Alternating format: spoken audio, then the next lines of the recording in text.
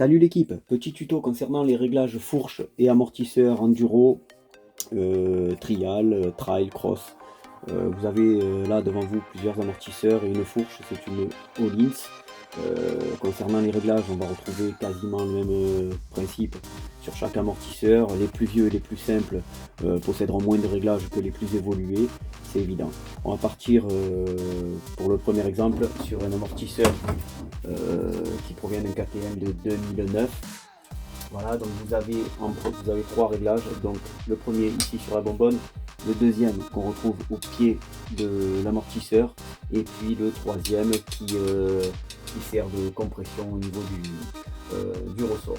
Donc quand vous entendez parler de précontrainte par exemple au niveau du réglage amortisseur, on va être sur ce réglage là. Donc si vous avez toujours un vis de blocage, 9 fois sur 10 en tout cas, sur ce modèle, sur le WP, ça c'est une certitude. Après en règle générale vous avez simplement une clé à griffe ou un double écrou.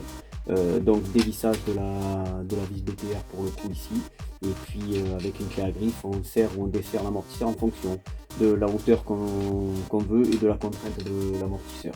Donc du coup celui-ci c'est la précontrainte. Compression. Donc la compression, c'est systématiquement le réglage qui se trouve sur la bonbonne, qu'on règle ici avec un tournevis plat. Bon, moi je suis un couillon, j'ai pris pour vous montrer un tournevis précédent, mais de toute façon on va pas toucher le réglage. On le règle donc, on règle la compression avec un tournevis plat, et puis derrière vous allez avoir la détente. Donc la détente, c'est celui-ci, idem, avec un tournevis plat pour ce modèle. C'est pas systématiquement un tournevis plat, mais sur ce modèle c'est un tournevis plat.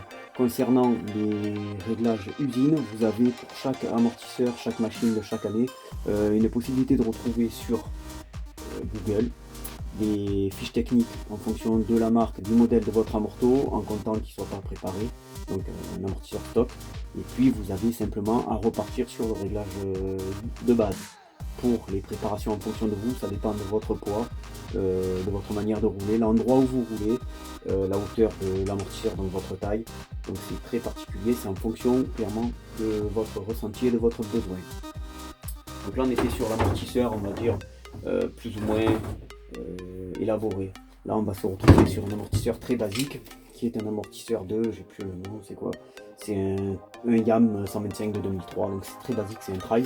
Voilà, là on voit le contre-écrou qui tient pas, quoi, qui est pas bloqué.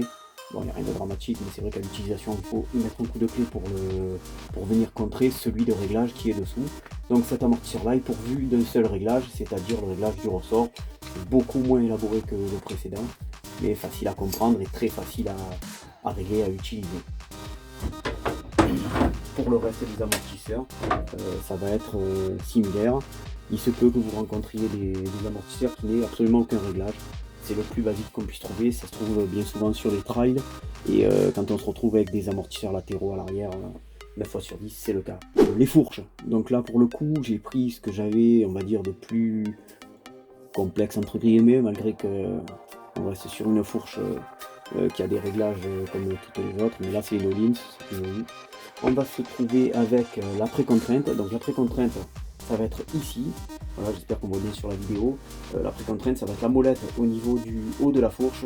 Ceci là, voilà, ça c'est une aparté, c'est un purgeur d'air ça, simplement. Donc vous pouvez vous y appuyer dessus, ou quand c'est une espèce de valve, y balancer une petite aiguille au tournevis là, pour évacuer l'air que vous pourrez avoir dans la fourche. Ça vous pouvez le faire n'importe quand. Donc là, ici on était sur la précontrainte. Et puis vous allez avoir en bas de la fourche une petite vis qu'on retrouve encore ici. Pareil, avec un tournevis plat en règle générale, c'est pas toujours le cas. Vous avez bien souvent un cache en caoutchouc là, pour éviter la merde de rentrer. Donc on sort le cache, on accède à cette vis là, et puis vous allez pouvoir régler votre compression au niveau de la fourche.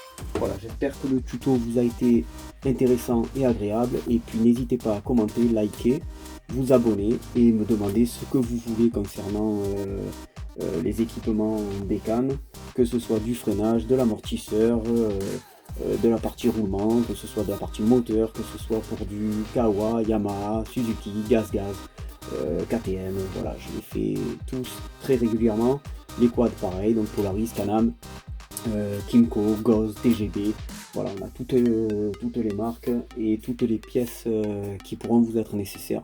N'hésitez pas à liker et à me balancer vos commentaires en fonction de vos besoins et de vos envies de voir nos vidéos.